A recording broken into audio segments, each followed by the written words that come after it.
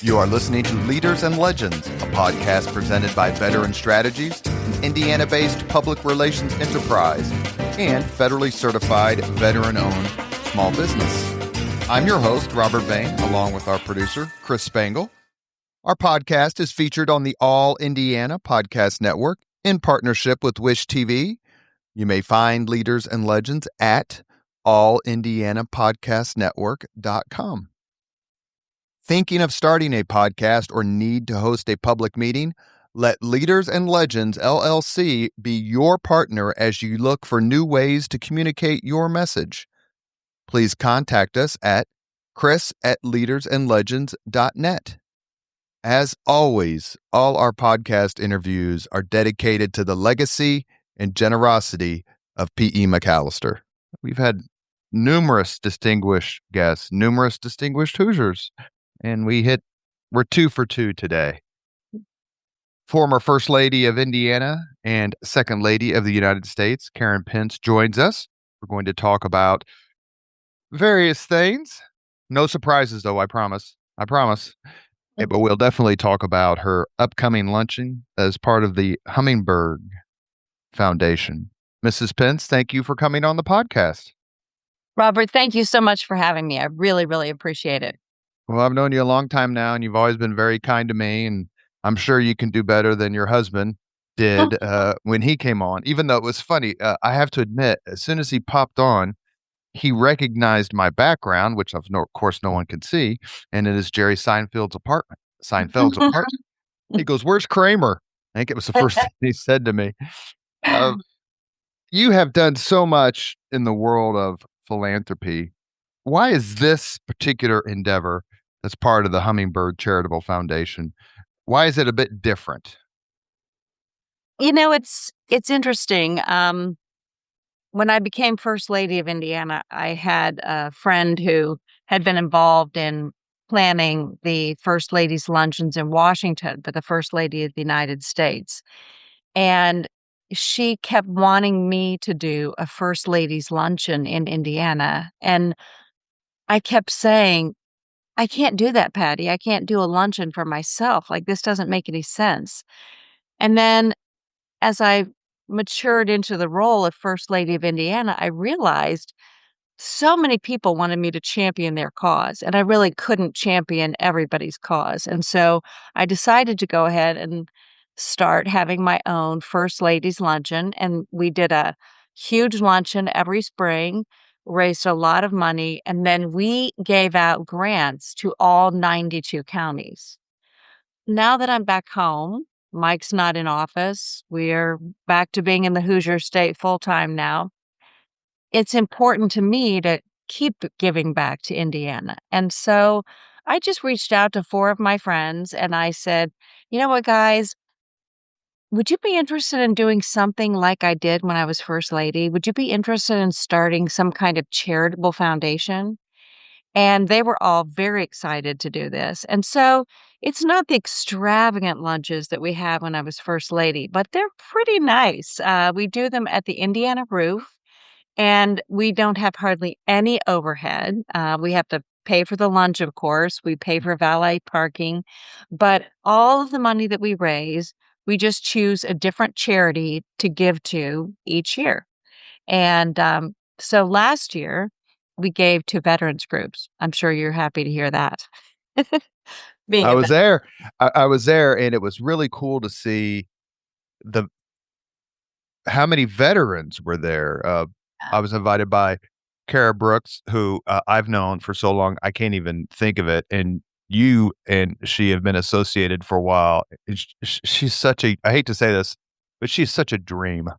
So nice. She's so loyal. She's so respected. She very kindly sent me a note and said, "Hey, Mrs. Pence wants you here for that." And I thought it was a terrific event. And, you know, it's funny, man. As many Hoosiers who are veterans, they don't seem to get along. They don't seem to get together very often, except around like a particular holiday. So your event brought them together in a way that doesn't happen very often. You know, it was so special. It was a moving event for me. I mean, it was just very, very special. The hard thing for us is to find an organization that we can support that helps the entire state.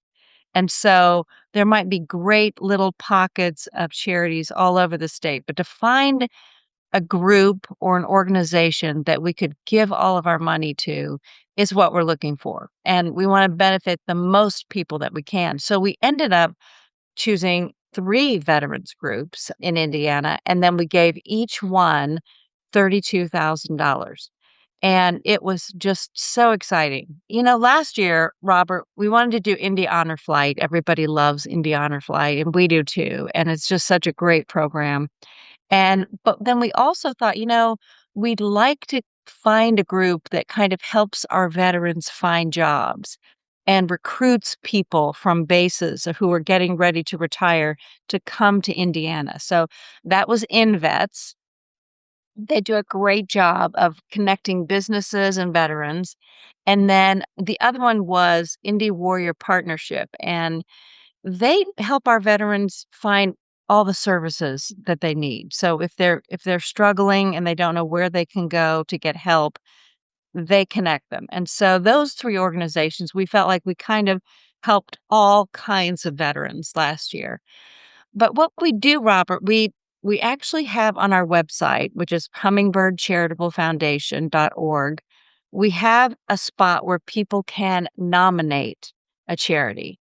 And we review all of those over the summer. We have a board meeting and we look over all of those and we try and find a theme or a group that we think Hoosiers would like to get behind.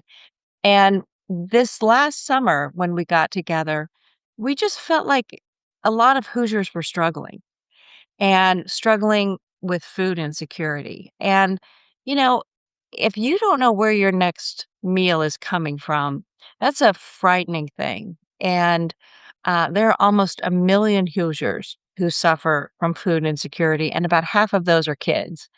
And so we just felt like, especially this year with the cost of groceries going up everywhere, we just thought, we really need to come alongside groups that help Hoosiers with food insecurity. When I was first lady, we gave to Midwest Food Bank at one of our lunches, and it was phenomenal. Food banks and food pantries are just amazing, and there are so many around the state of Indiana. But we didn't want to just do a food bank. We wanted to try to find some organizations that touched all over the state that actually went above and beyond food insecurity. So we wanted to find groups that maybe taught culinary skills or gardening or farming or healthy food. And so we found 3 absolutely phenomenal organizations. I mean, they're just amazing. And so I really feel that this year's lunch is going to be very inspiring.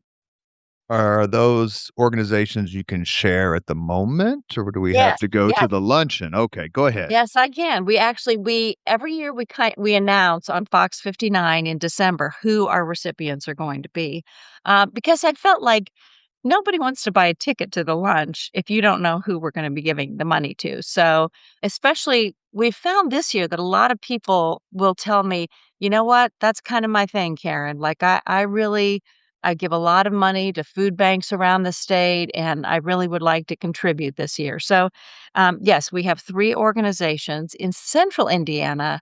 We have an organization called Second Helpings, Mhm. and they are really amazing. They're just amazing. They take that wasted food from a banquet or a restaurant, and they go around and collect it.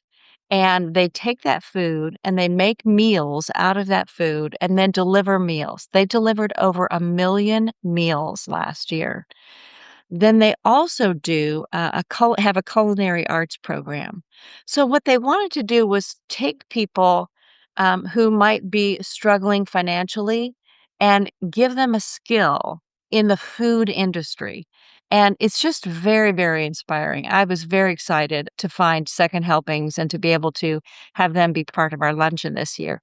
But we didn't want to just focus on central Indiana. So we actually found an organization up in the northern part of the state near Fort Wayne called Out of a Jam.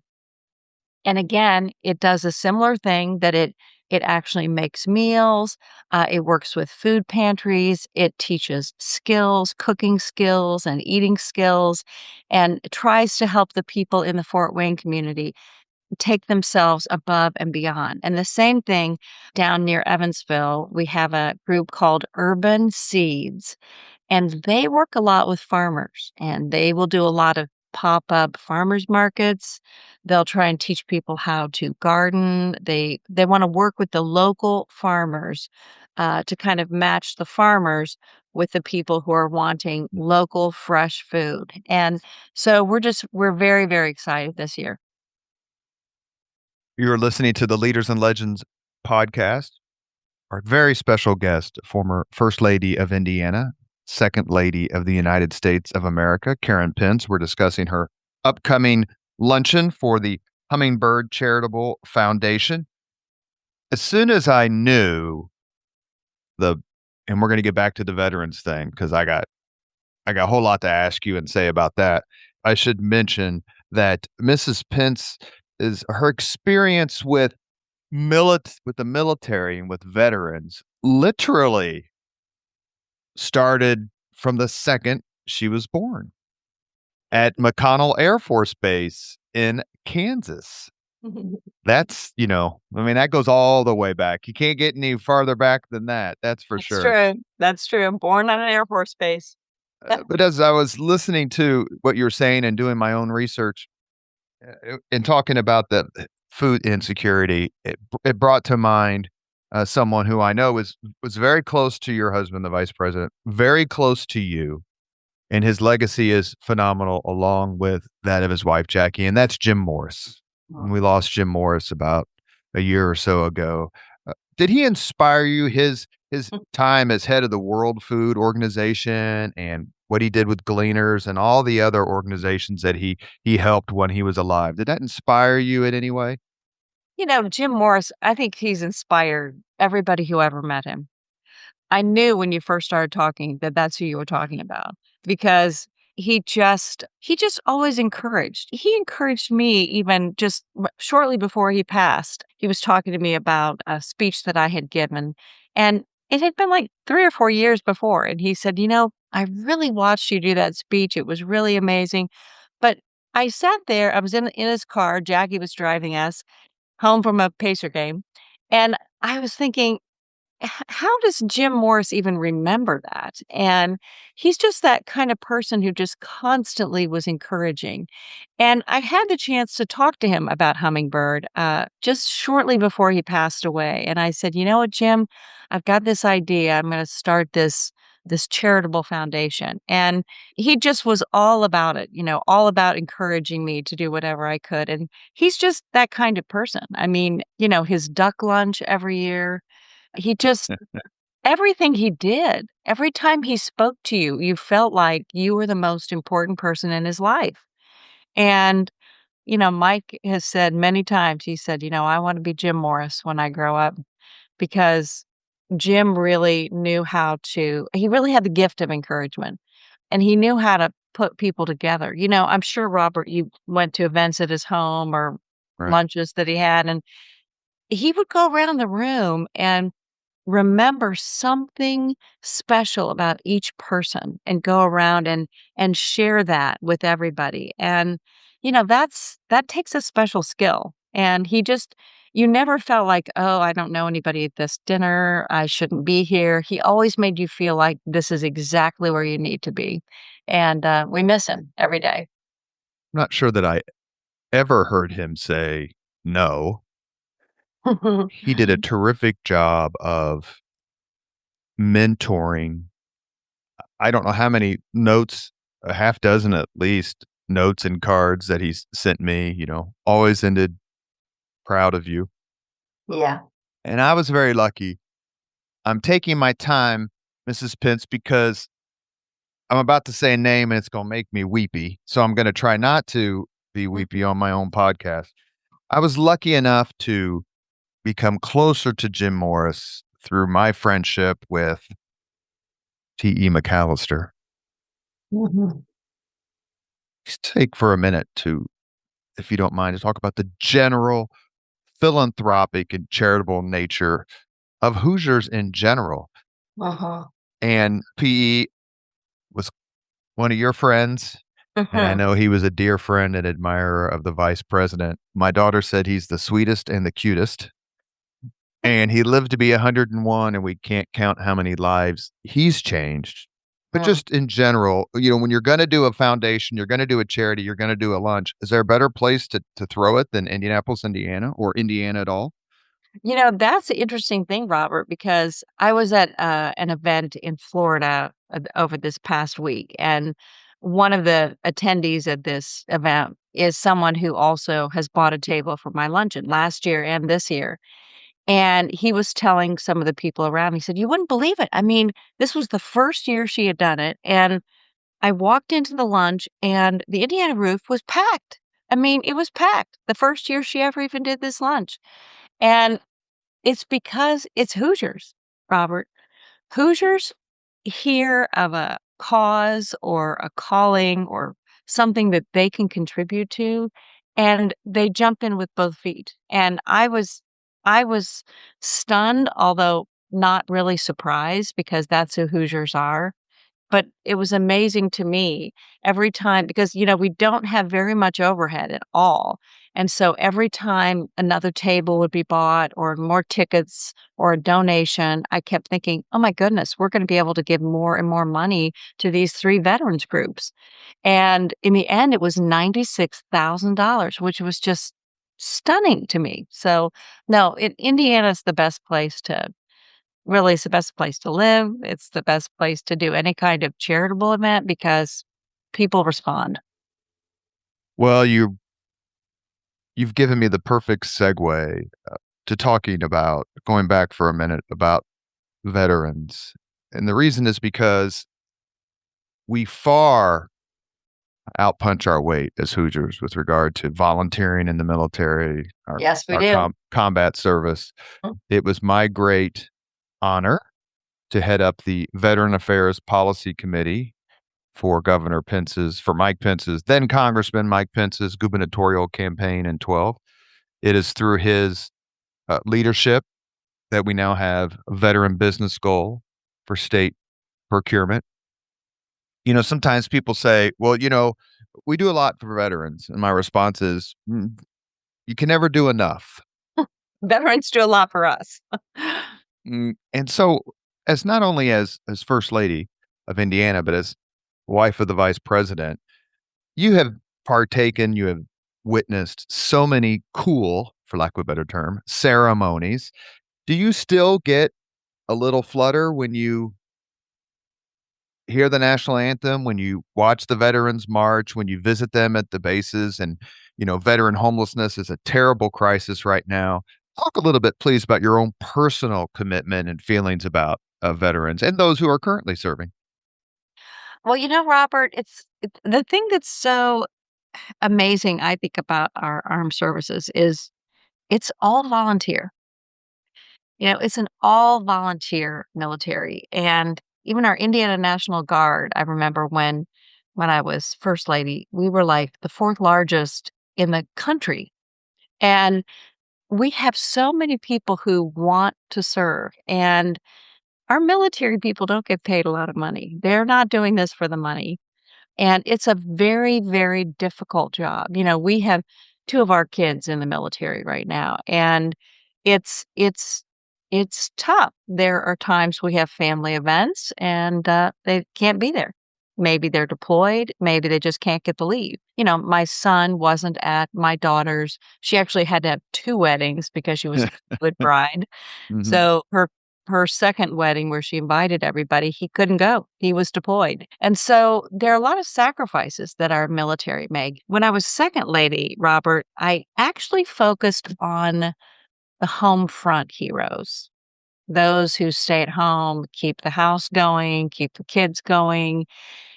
It's interesting. I did a lot of events all around the country, really all over the world for our our military spouses, and they carry a very large weight. And, they will say to me, "The minute he deployed, the air conditioning broke, the roof leaked, flat tire."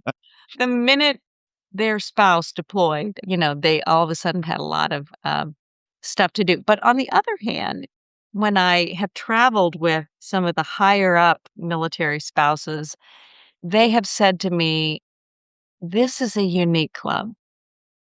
This is a club where the members all support each other." And I see it with my daughter and my daughter-in-law, how the spouses come alongside and they're right there for each other. And, their emergency contact person is another military spouse.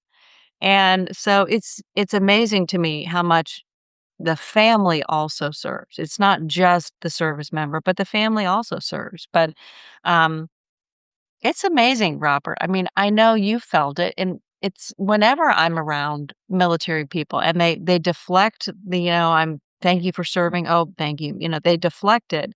And but it's really a very special group of people who say, before I do anything else with my life, I'm going to serve my country in the military. And so kudos to you as well, Robert. Never met anyone who didn't say it was the best decision they ever made. Whether Yeah. it's, Mayor Greg Ballard, who spent 23 years as an officer in the Marine Corps because he couldn't get in the Army. He decided to join the Marine Corps. I hate to say that given your son's in the Marine Corps too, but Yes. my mother and father were in the Marine Corps, and that's how they met. And, sometimes in what you do and how you've served, you've met some incredible people. Brave, wealthy, beautiful, amazing, respected. But I've never this is a true story. This is my opinion, so you tell me if it's somewhat false.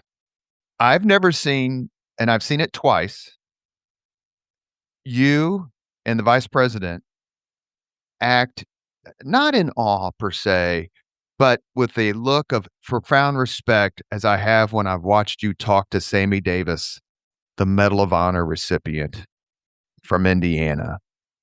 You have a chance to see some real heroes, and then you look at Sammy Davis and you're like, "We can't possibly do enough for you. How are you still alive? And what does it say about you that you have dedicated your life to the service of others even after receiving the Medal of Honor?" I know, it's amazing. And, also, Robert, if you're talking about my time as first lady and second lady, one of the things I focused on was art therapy. And I became involved with art therapy when I was a congressional spouse, and there was an organization called Tracy's Kids, which helped children with cancer deal with their diagnosis and their treatment. And there's something about art that kind of takes your mind off of the pain and the struggle that you're going through, and it's a healing kind of therapy. I'm not an art therapist, I'm not qualified, but I started to learn more about art therapy, and one of the things that I became interested in was how art therapy is used with our veterans. So many of our veterans suffer with traumatic brain injury or post traumatic stress disorder because they've been in combat or they've had a difficult experience in the military. And we don't really think about that a lot. But one of the first things I did was I got to go down to Heron, and Mm. Heron School of Art in Indianapolis had a program that was started by a gentleman in California, but it's called Combat Paper. And my secret not my Secret Service guy, but my state trooper protection who was with me that day was a veteran. And we started going around this warehouse, and combat paper is where veterans come in and they bring their uniform. And their uniform, as you know, has been what they have worn for years. It's their identity. It has a lot of memories tied up when they put that uniform on.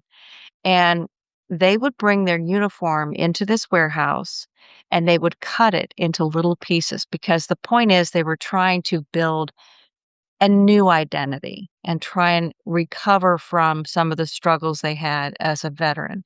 And so they cut up the uniform, they put it in this machine that's a pulp machine, and it mashes up the material, and out comes that it presses out this very thick paper. And then they take that paper and they put some new image on that paper.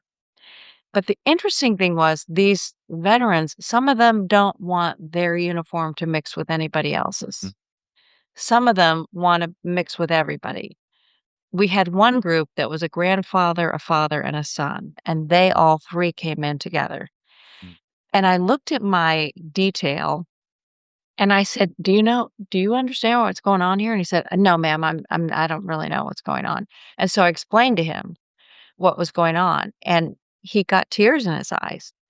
And, I said, "This is an opportunity, it's an activity that these men and women can go through and kind of think about their service, but then go beyond their service," because it's difficult when you make that transition from military life to civilian mhm. life.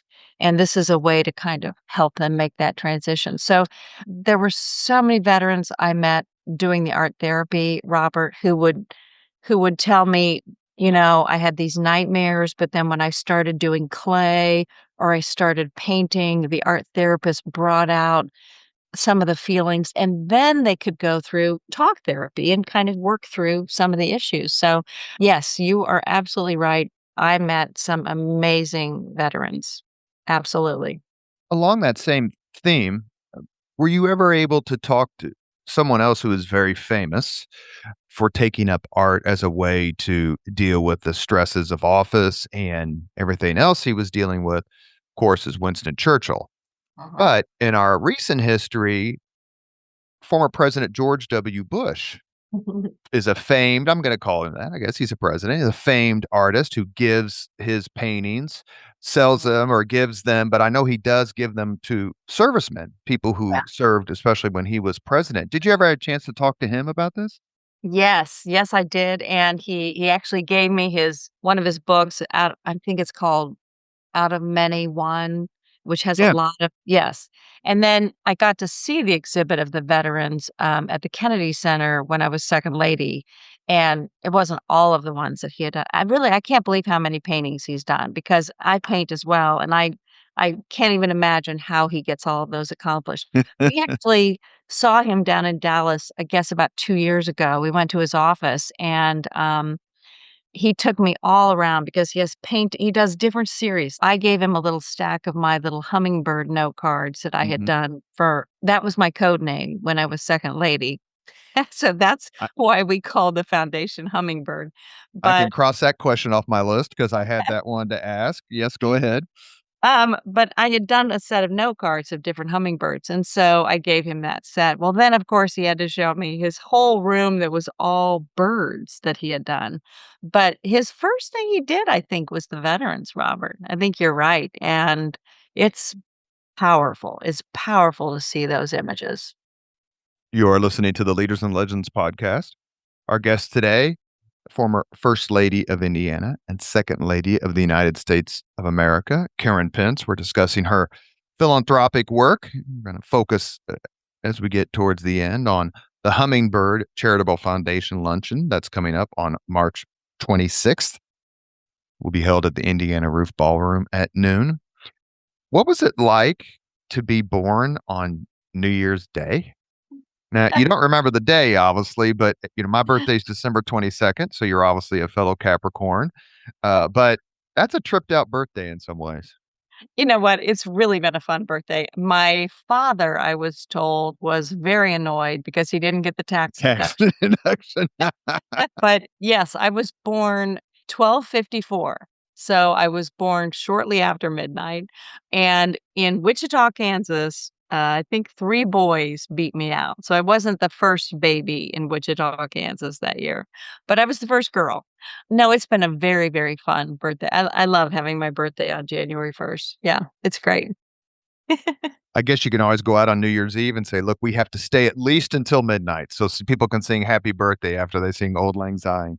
Well, I actually my mom started a tradition where she always woke me up at midnight and gave me a present. And so Mike has continued that. So I always get some present right at midnight if I'm still awake. I mean, honestly, at my age now, I can't stay up that late.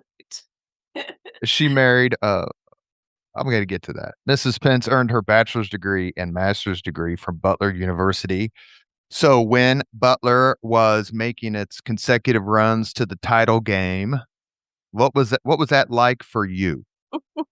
It was so much fun because, I was teaching in Virginia then. And so, of course, nobody there had ever heard of Butler. And, I was like so excited and so proud. And, I think the thing that's so fun for me whenever we were living in Washington is when I could be around other Hoosiers.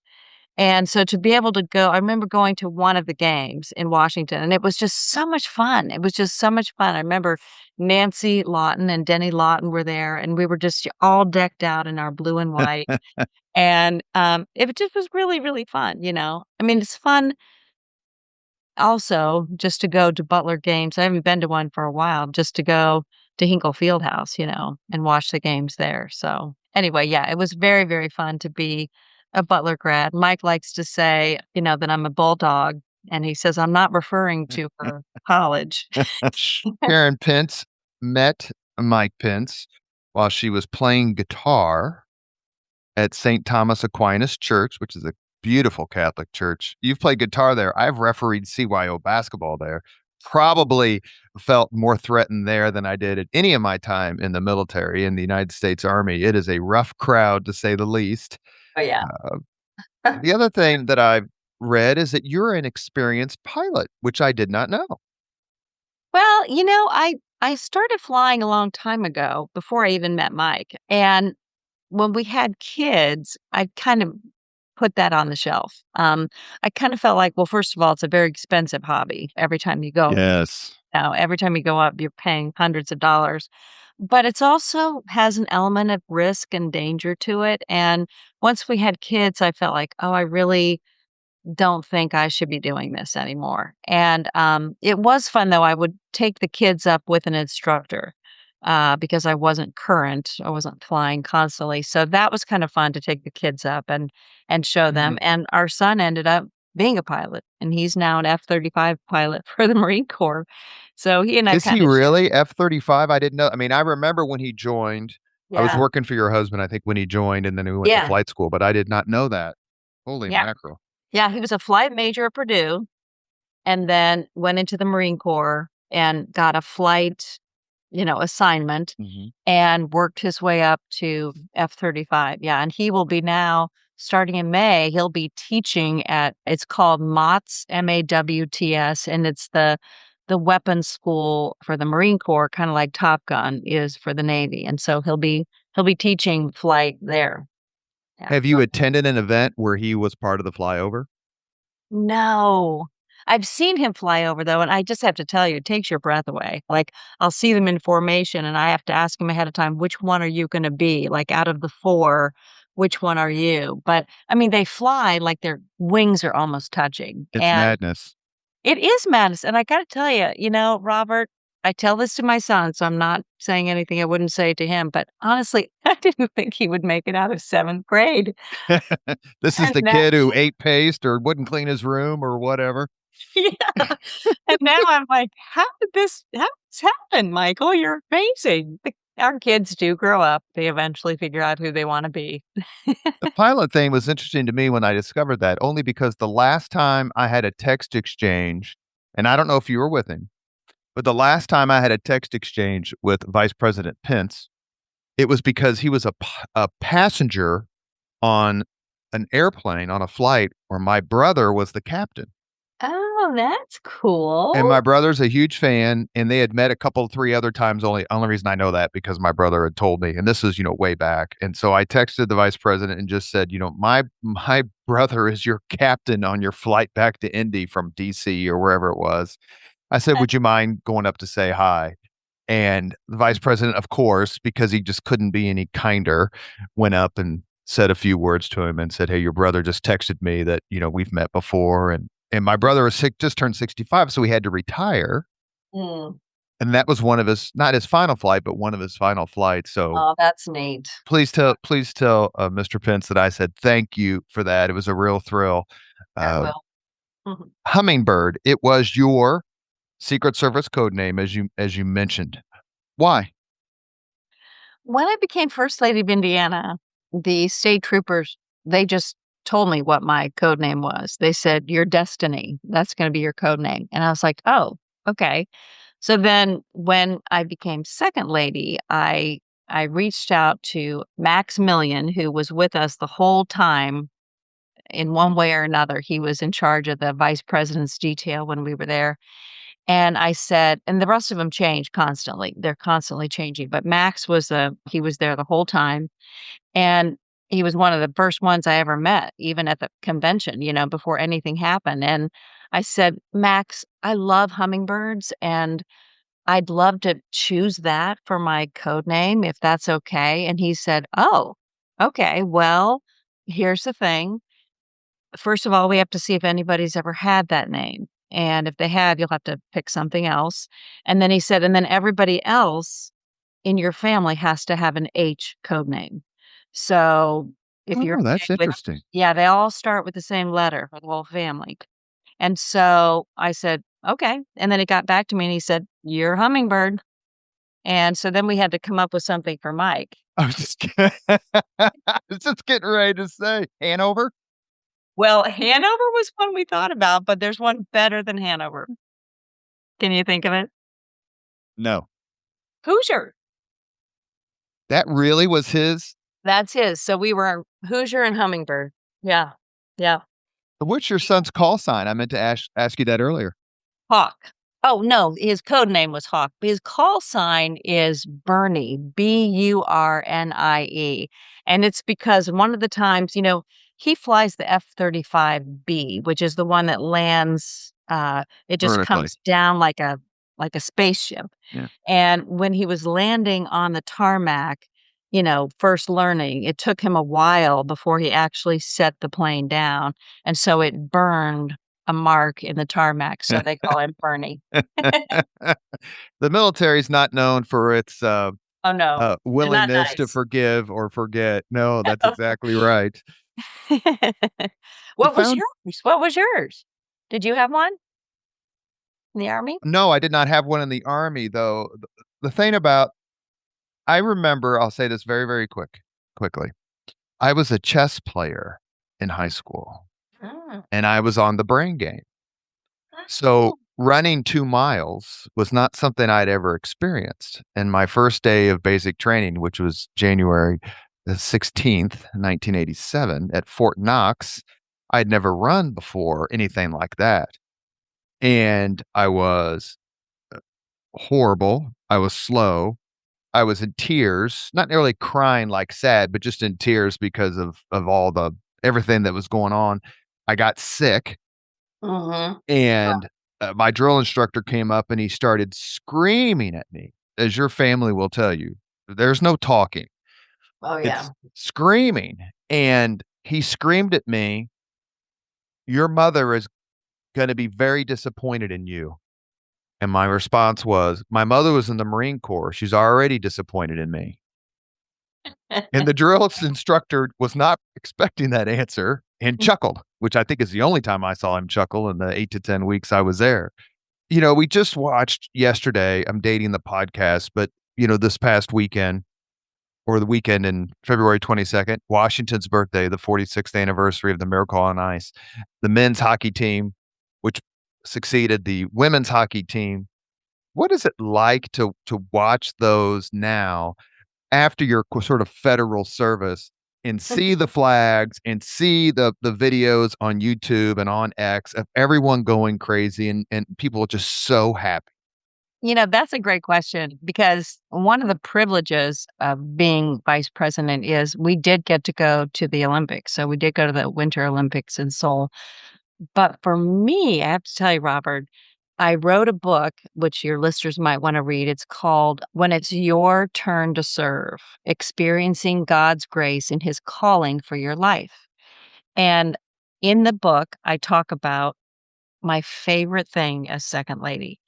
And the editor tried to make me change it, and she said, "Oh, well, you don't mean the thing that was your favorite thing, you mean a favorite thing," and I said, "Oh, no, no, no, I mean the favorite thing," and my favorite thing to do as second lady, I got to go to 2 Special Olympics, and Mm. those are phenomenal, and in that in that kind of, setting, I was able to actually walk out with the athletes, so for the opening ceremonies, and it was just a moving experience, and those young men and women are absolutely phenomenal. Their determination and the practice they put in and their spirit, and so anytime I get to see Special Olympics or our actual Olympics, the Summer Olympics games or the Winter Games, it's so inspiring. And I think it's something that brings all Americans together. I think we all just kind of you don't get a chance to watch a lot like I at least don't get a chance to watch a lot of the Olympics, but I get to see some of the highlights and read some of the stories afterward. And yeah, that hockey game was pretty spectacular. What does the hummingbird I have this note right here because charitable organizations and other organizations have events or they have fundraising dates or whatever. And then you forget about all the work and everything they do when it's not, the hour and a half or 2 hours at a luncheon or at a dinner. What's the Hummingbird Charitable Foundation do throughout the year? You know what? All we do is this lunch, Robert. That's why I'm so grateful that you're having me on to talk about the lunch because it's really all I mean, we're all getting pretty old. My lady friends and I, we're getting up there. And I said, like, for example, when I did the luncheon when I was first lady, it was different. And you're right. We did stuff all year long. And we had one big lunch, but then we took the money that we raised and we took grant applications from all 92 counties for any organization that helped children or family or education, lots of different areas. And my board would review every application and we would do a rubric. We had all these different categories. We ranked them and then we added the numbers together and then we decided would that charity get a grant of 500 or $1,000. Then quarterly, we would have a big ceremony at the governor's residence. We would award the checks. We would give them a press release they could take back to their community. My dog is bugging me, sorry. And then we ended up giving money to all 92 counties. That was very intense, and the luncheon itself was very intense. And so doing it now, it's I said, "You know what? We're not gonna do all the grants. We're not gonna spend every day working on this. We're all just volunteering at this. We're just going to award all of the money to one group, and it might be one organization or it might be 2 or 3 that support the same thing, and so that's really all we do. The whole you would be amazed though how much time during the year it takes to plan this luncheon, and get the tablecloths and the centerpieces. I will tell you one fun thing we do each year at the lunch we do give a gift to every person who attends a luncheon, and so it has something to do with hummingbirds. So last year, we partnered with, Kokomo Glass, and we had them make these unique custom little hummingbird stained glass, hummingbird that people could hang in their window, but they were ones that they designed just for us. So we try and do something fun to kind of give the attendees something when they leave to kind of remember hummingbird. We have a few minutes left with Mrs. Karen Pence, former First Lady of Indiana, Second Lady of the United States of America. We are discussing a little bit about her life and her dog.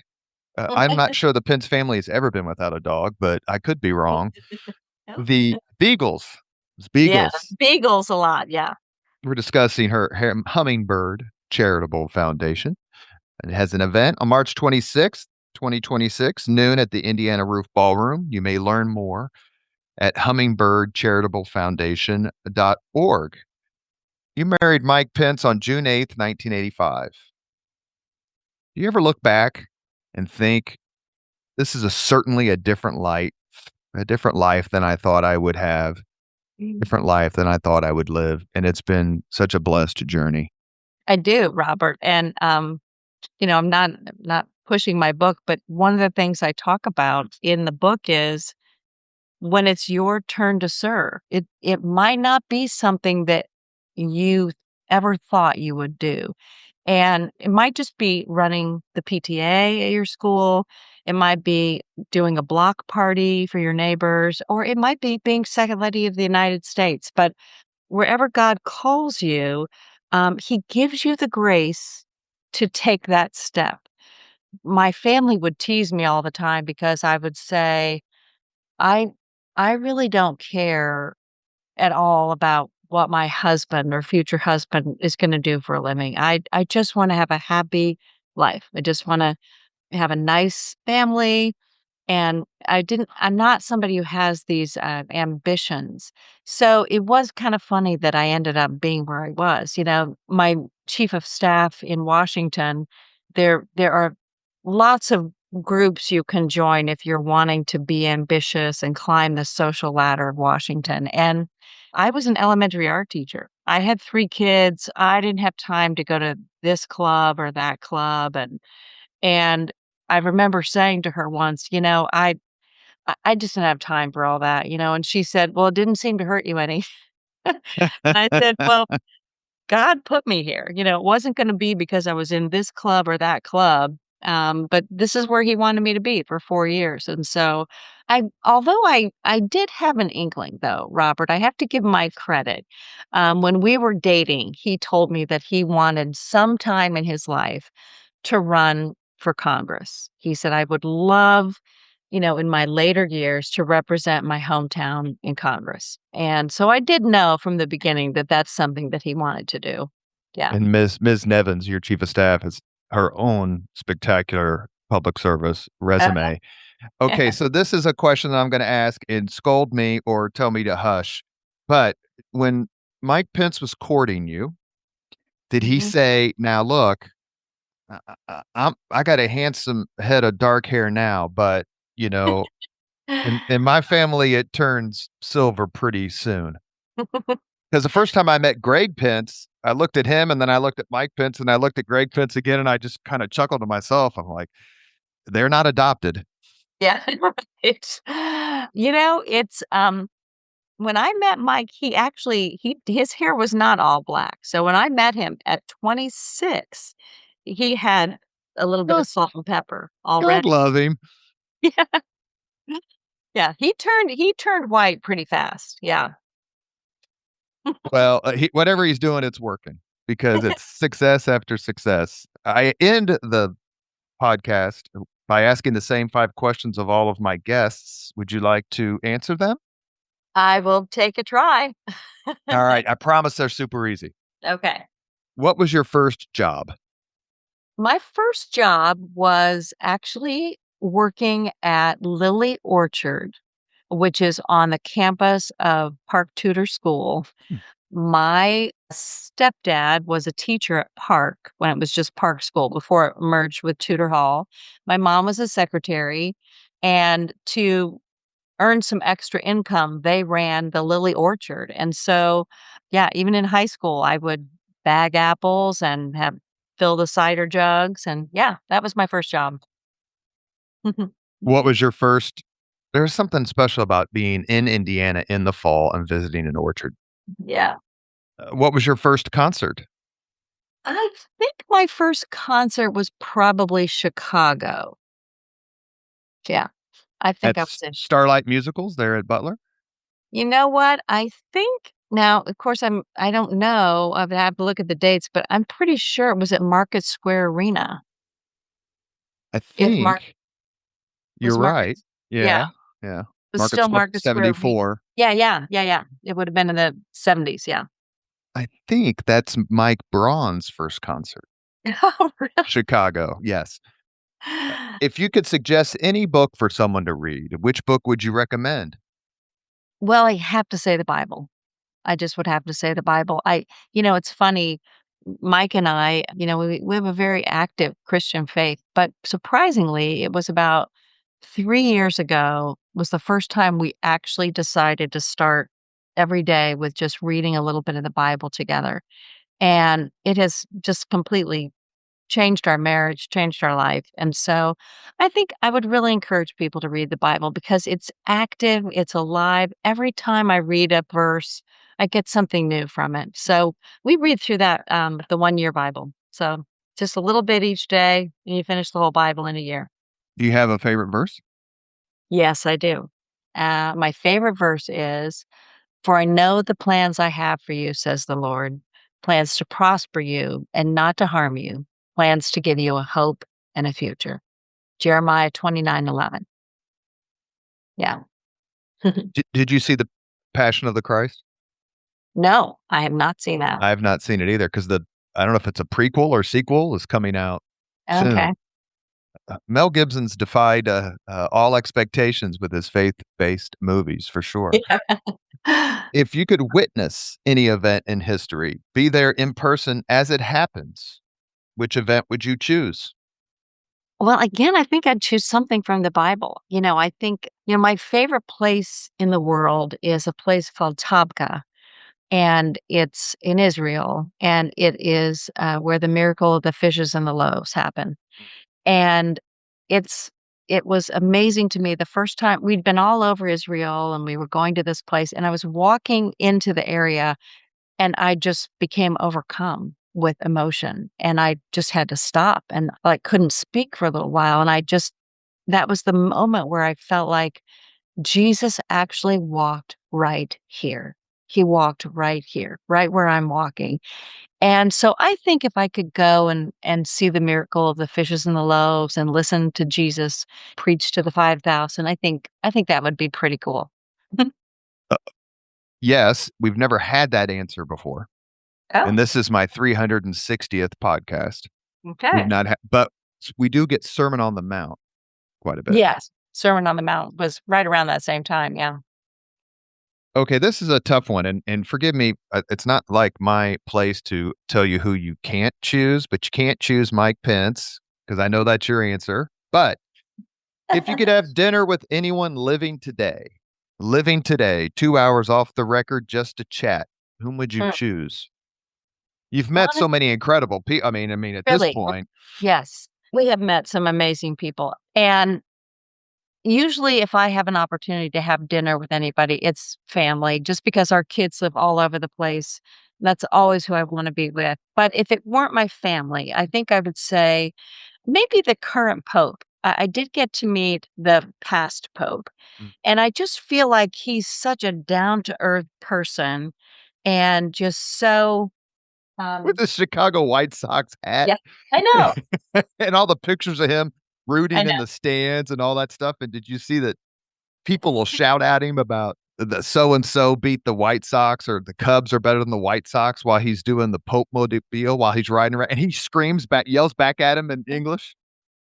I know. He's really I just feel like he's down to earth. I feel like he wants to make a difference and not enamored with the office, I just think it might be I mean, that's just what came to mind, off the top of my head. Yeah. Solid, obviously solid in his faith, but certainly has the Chicago Midwest personality to match. That's a Yeah. pretty nice combination. Yeah, true.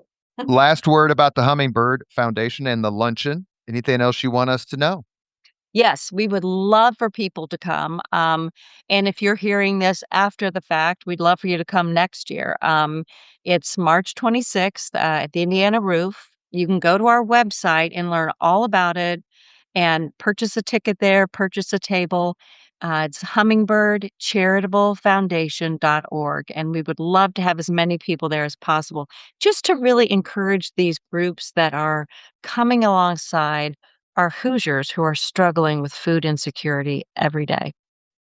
You have been listening to Leaders and Legends, a podcast presented by Veteran Strategies, an Indiana based public relations enterprise. We are a federally certified veteran owned small business, and thanks to Governor Mike Pence, we are registered with the state of Indiana. As always, all our podcast interviews are dedicated to the legacy and generosity of P.E. McAllister. Our guest today, former Hoosier First Lady, former Second Lady of the United States, Karen Pence. We discussed her Hummingbird Charitable Foundation. We discussed why it's called Hummingbird Charitable Foundation. She has an event on March 26th. This will be posted on March 23rd, so you'll have a chance to purchase tickets. Learn more at hummingbird.charitable.foundation.org. Mrs. Pence, I've known you quite a while now. It doesn't seem that way. Talk about everybody getting older. You've never been anything other than kind to me in all those years. Thank you so much for your time today, and best of luck in your Thank you. charitable endeavors and with that dog. Yes. Thank you. Thank you, Robert. Thank you for your kindness. Thank you very much for listening to Leaders and Legends, brought to you by Veteran Strategies Incorporated. If you want to contact us about this program or our menu of public relations services, please send us an email at robert@veteranstrategies.com. That's robert@veteranstrategies.com.